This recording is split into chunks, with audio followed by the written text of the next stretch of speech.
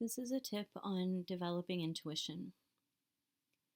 We need to get good at practicing silence. We get too into the doing of things and have no capacity to be. Intuition comes from the silence. To hear it, we must foster times of quiet in our lives. Sit under a tree and do nothing. Practice meditation that doesn't follow any process. Just be. No music, no guided instruction. Just sit and notice. Even the noticing is not a process. Just be with whatever comes up.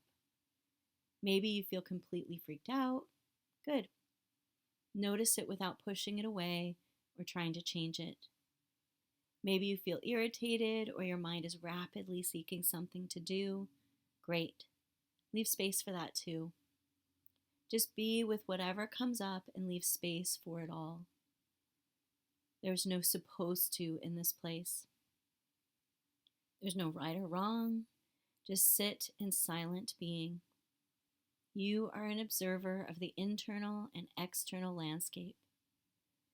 When you practice being, you're practicing leaving open space for what is.